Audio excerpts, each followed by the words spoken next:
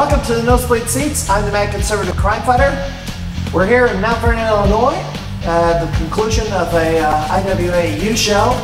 We're originally going to film the interview in the ring, but as you can see, there's a lot of white powdery substance on the mat. We just came to a conclusion of an IWAU show, and we had pretty crazy finish there.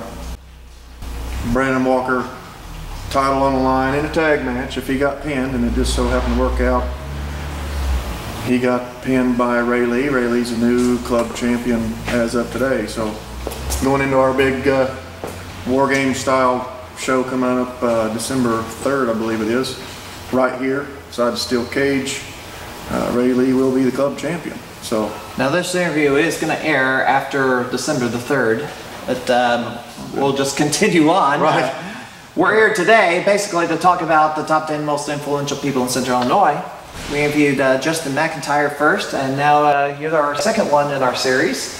He's the promoter of IWAU, Intimidator Totten. How are you doing tonight? I'm doing great, Crimey. How you been? It's been a interesting weekend for me. Running over any more deer? Hopefully I don't run over another deer going home. But let's talk first about your career as a professional wrestler first. You've been at it quite a long time. Tell us about it. Well, it has been quite a long time, long enough that I forgot when I started. I know it's been over 11, 12 years ago. In fact, I got started, I was in the gym working out, and my trainer's son was working out in the gym with me. And he seen me, and he, shot the idea of going into professional wrestling at me. And of course, at the time, I was like most guys back then. You look at someone, and you either think professional wrestling's not right for you, you're just not interested. I pretty well told him that that sort of thing didn't interest me. At the time, I was doing Brazilian Jiu-Jitsu. A nice group. Had a lot of guys that we'd train with there once a week. Some notables that came out of the group we trained with. Matt Hughes went on to be a great UFC champion. So I mean, there's a lot of background there. And finally, he talked me into it one day. I'll just come check it out. So I went up there and I watched it. A lot of similarities between the professional wrestling and a lot of martial arts I've done over the years. So I decided to try it. Bud Chaplin was a great guy, very knowledgeable on the subject, and very easy to get along with, easy to talk to, and I started there and went on. And where have you, what are some of your wrestling exploits over the years? You've gotten quite a distance around. Yeah, I've done basically what we call spot shows in the business, where a company will put on a show and bring in some bigger names or marquee names, and you come in and wrestle with them or wrestle them at the same shows. My worst road trip I ever took, I wrestled in 3 different states in 2 days. I hit Arkansas on a Friday night, Mississippi on a Saturday afternoon, and then turned around and come all the way back up to Illinois Saturday night.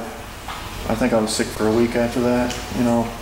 We stayed at someone's house down there, and their kid was sick, and we all got it. So the things you do to save a little money end up costing me a little more in the long run. There's some people on the IWAU roster that are actually doing what you just mentioned. They're traveling all the way down to Texas or all the way up to Minnesota, and some east or some west.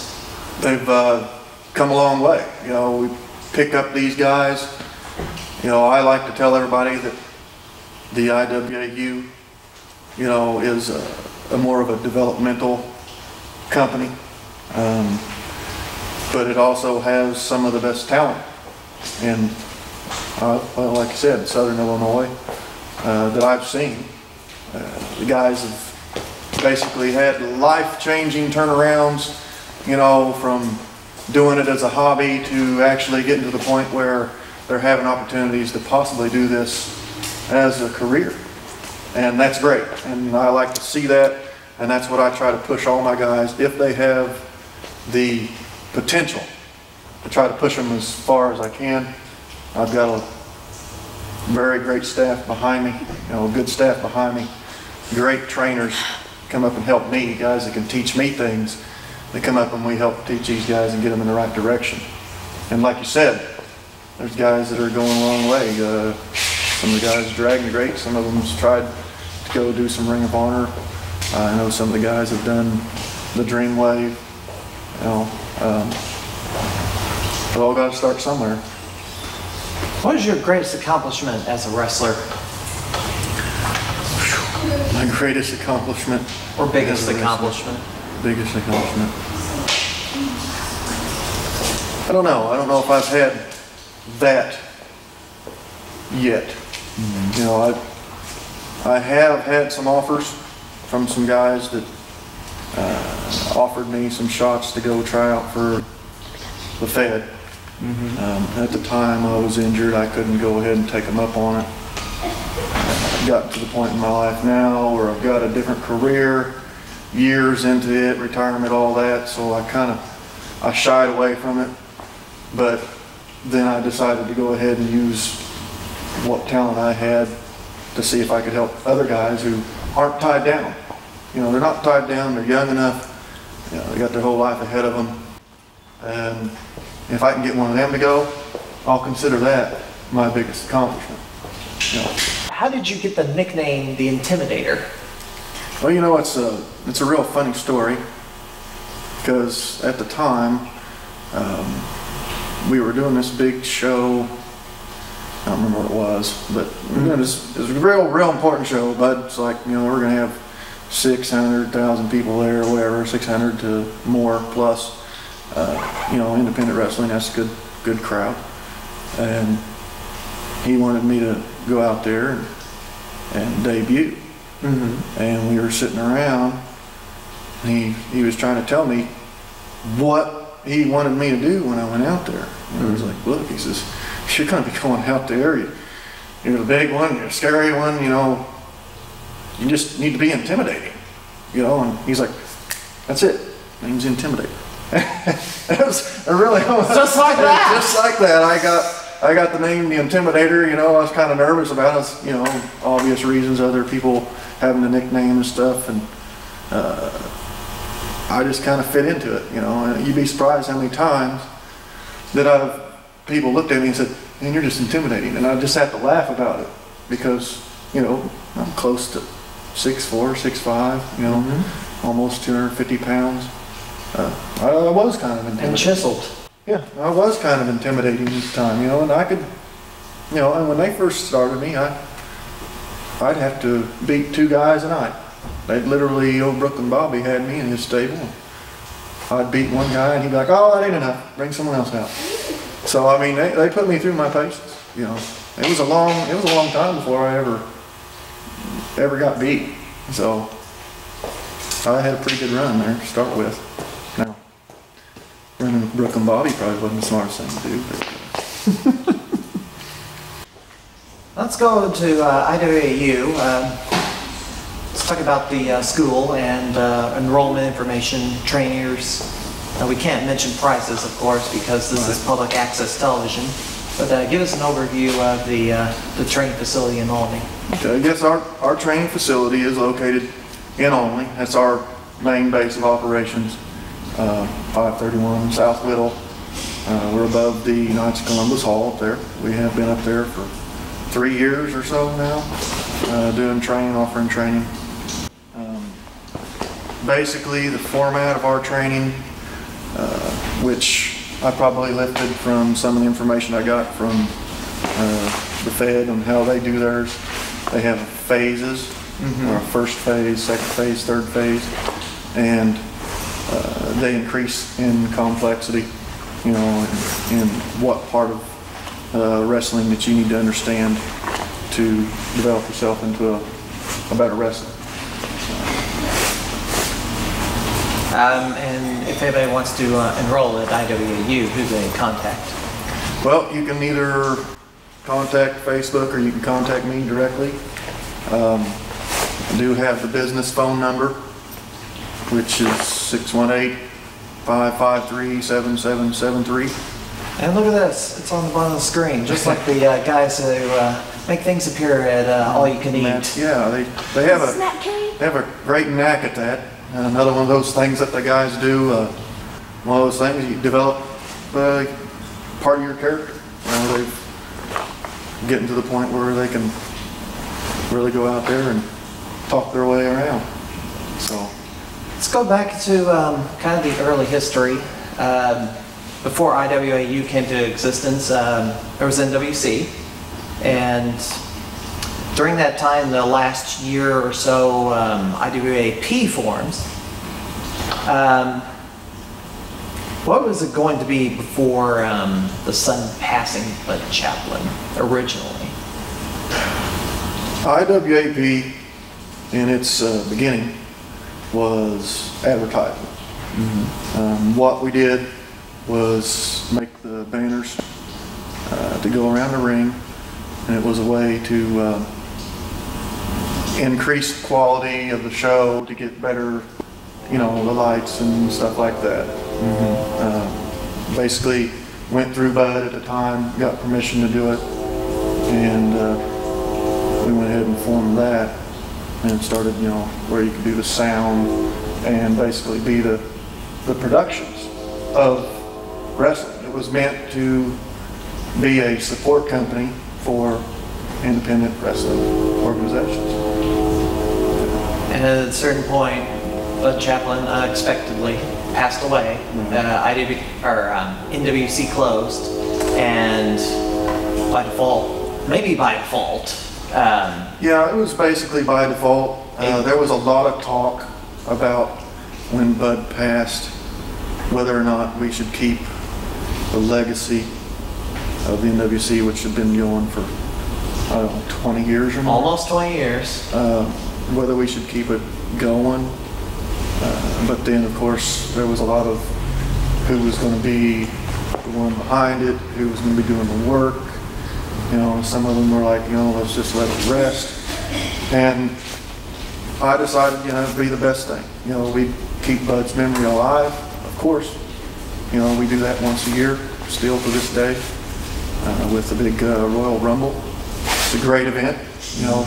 If you want to see one of those, just watch for them. They're usually one of our better shows of the year. But yeah, by default, because of just having the IWAP in place at the time, it was simple to go ahead and use it as the company name. The successor. So we went ahead and used it, to promote the wrestling, and it grew. IWAP, they're still around. They still do big shows, big fundraisers. They do the traveling, stuff like that. I don't usually do any kind of traveling. We kind of have our places where we stay put. So we're getting a little ahead of ourselves here. Building IWAP in that first year,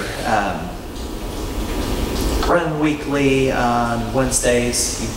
You guys decided to run a weekly show for free, 1 hour. Tell us about that, how that came about.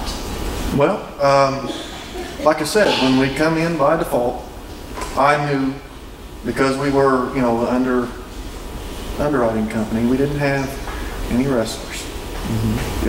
It was basically something that was meant to build loyalty and build a roster of guys that wrestled at my high standards, and we went from there.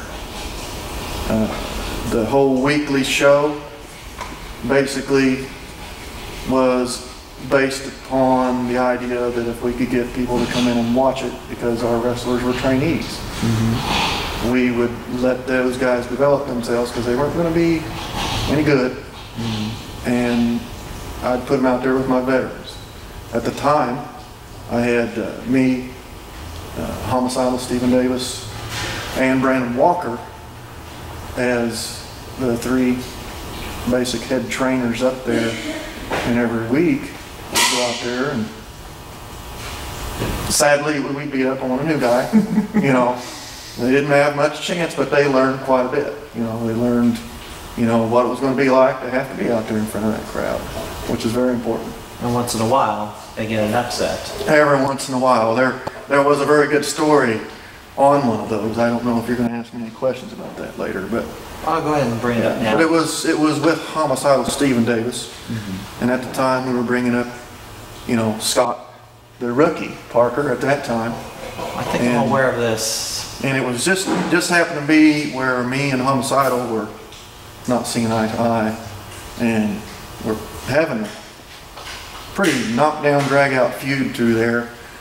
And Scott Parker kind of got up in the middle because homicidal took him out there and just beat him senseless, you know. And I kind of manipulated a little bit and used Scott to push his buttons, and we got Scott a couple victories over him because homicidal would come out and want a special stipulation, and then I would kind of butt in to block him off, and Scott was getting a couple DQ wins and a count out win, but it didn't turn out well for Scott because he eventually got the rules the way he wanted them, and you know, Scott he suffered, but he done quite well. Scott went on to be I believe a club champion. Yep. And heavyweight champion at one point. Heavyweight champion there at one time. You know, he's doing quite well. We kind of turned to the dark side there recently, but and this week he got a half-page article on several newspapers, yeah, I've heard which about that. got originally here in the Carmelite Times, and then it got syndicated kind of around. It was in the Mount Vernon paper today, but I did find it in a few other places. Yeah, and Scott comes down here, wrestles at Mount Vernon. He wrestles at Olney. Now, he had said that he hadn't, beyond IWA Unlimited, he hasn't gone to other promotions generally. I think only one or two. He's done a few. I think he's done some stuff with All American Pro Wrestling, one of the top companies out there. And I believe, I don't know the name IWA of it. Supreme recently. IWA Supreme, another top company in the area. I know they're out of Mattoon, I believe. And I think he's went down and done some stuff down in Evansville. Perhaps. Not the Coliseum, but Master Rich, I believe. Yeah, I'm not sure which one. But Maybe New Focus? It might have been New Focus. Or it could be something else. I think there's 3 or 4 feds in Evansville. Yeah. But, now, running the free shows in Olney, do you think it hurt any of the paid ones that charged admission for tickets? As I far know you run this Saturday. As far as our shows, I think sometimes it does, but I think that our fans are getting to the point now where they know that without those paid shows, you know, without supporting them, it's very difficult to maintain that show. You know, I'm doing everything I can to fight to keep it, you know, but you know, in the future, who knows what the future holds. Right now, we're doing fine. So free shows, as far as I can see, should be continuing on into the future up there. And you're getting a lot of new students. Right, and every so often. New students is really kind of what helped push it over the top. So now there's a challenge to running as many weeks as you run during the course of a year. Originally it was like about 50 shows a year. Then with the addition of Mount Vernon, the number of shows you do per year has gotten up between 110 and 120. How challenging is it to book that many shows and keep the product fresh and not let it get stale? Well, you got to have good staff behind you.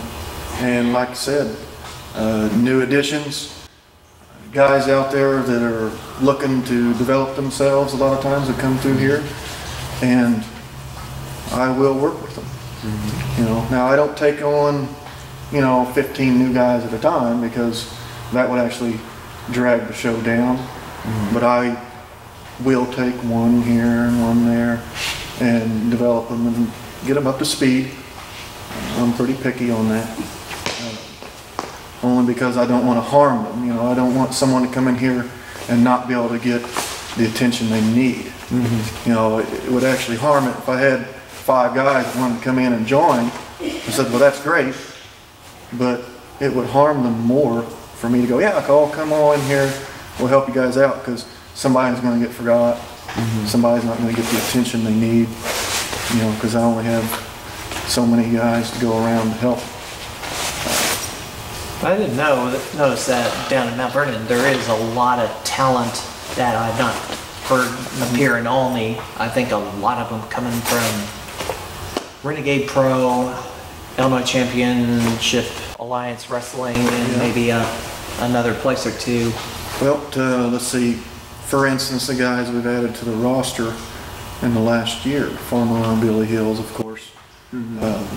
Really good guy, you know, really developing into a top star. You got a dream match Cash, Friday. Yeah, yes he did. Him and Tony Atlas. I heard they done quite well. Cash Horton, you know, phenomenally, his development's phenomenal. You know, hear the crowd behind him, you know he's going to be a top star very soon. You know, even Cole James. You know, I've heard over and over by many, many fans, believe it or not, Cole James is one of their favorite wrestlers. You know, there's like, that guy's entertaining. You know, and basically developing, sending him in the right direction. You know, giving him the right push. Now, what he does out here, that's up to him, but you know, I give so much direction and they listen or they don't, it's up to them. Cole James is an interesting case because before he came here, he was the heavyweight champion down at Renegade Pro Wrestling, which is running like 150 shows a year.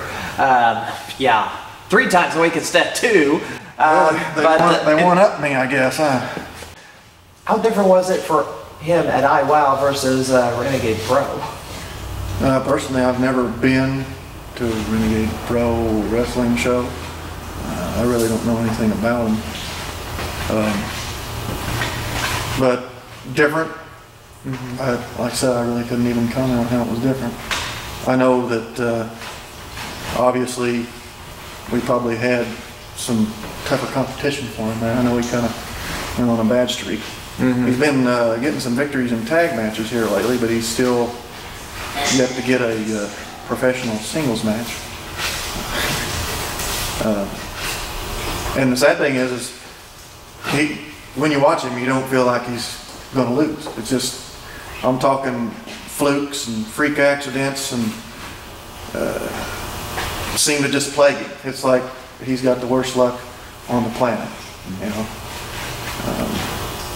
I seen him wrestle with Brandon Walker one time and actually had comments from the fans, and we all know how good Brandon Walker is, how much of a competitor he is.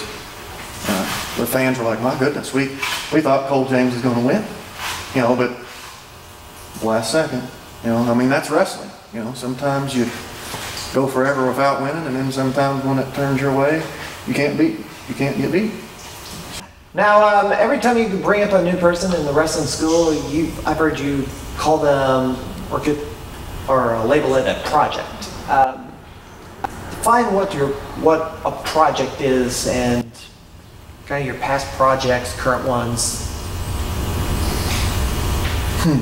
Well, let's see. Projects. Basically, when I say a project, it's me trying to change them or develop them into something that they're not. When I got a guy that comes up there and he doesn't work out like he should, he doesn't know where he needs to be or what he's supposed to do, you know, he just, you know, basically if he's a project, it's because, you know, you're going to get your butt kicked a lot because you're below where you need to be. You know, if a guy doesn't come up there and have my basic requirements to be a trainee passed, then they become a project. You know, I'll go through and I'll do my best to show them proper stances and control points and how to control somebody in professional wrestling so that they're not getting away from you, or just to help them improve their game.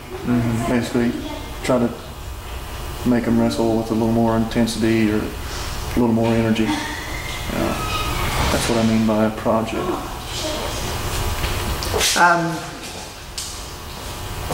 Give us a quick overview of the current IWAU roster. You've added some new folks and some guys that you've had start with you recently are basically 9-day changes to them. Talked about, or we mentioned Farmer Billy Hills recently, and then we also had members of the Seat 4. Dramatic. They were in that NCW environment years ago, and now they're here and vastly different wrestlers. Blake Reed's another one. Matt Maverick. Most of the time when someone comes to me, they've already made a decision to change where they're at, which makes it easy for me. Because if they haven't made that decision, they won't be up there long. Because what I make them do is completely different. It's not a, it's, you know, I'm a nice guy, don't get me wrong, but I can also not be nice. That's why they call you the Intimidator. Right, to quote a movie, you know, you won't like me when I'm angry, sort of thing. But they respect me because when I do show them something, I show them the why, the how, and the where. I try not to leave anything out, and they can see that. They know the information they're getting is good, and they listen. They listen, and I think that's what changes them all around. You know, like you said, you mentioned Blake Reed. That's a big fella, you know, and he can put the hurting on, you know, put in the right direction. He's a force to be reckoned with, you know. He's lost a lot of weight, hasn't he? Oh yeah, you know what? It's part of the rigorous requirements. You know, when he starts wrestling every week now, that's a lot different than wrestling once a month or once every 2 months. You know, you go out there and you got to compete at a higher level. You know, and sometimes when guys practice, they kind of go through the motions, you know, and they're not pushing themselves as hard as they would if they're wrestling in front of the crowd. So I stick you in front of the crowd, and now if you don't go all out, you look bad. It's some of the new guys that come over, they end up being under masks, as was Blake Reed and Matt Maverick. They were calling themselves the Shadow Corps, and I like the Shadow Corps myself. Those big guys under those masks, you wouldn't want to meet up with them in the dark alley, you know. And then the one day when you guys' mask tore off, well, they decided to go ahead and take their mask off. I mean, the surprise was gone. Yeah. So that'll do it for this edition of the Nosebleed Seats. We're out of time. Next week, we're going to continue our interview with the Intimidator, Josh Totten.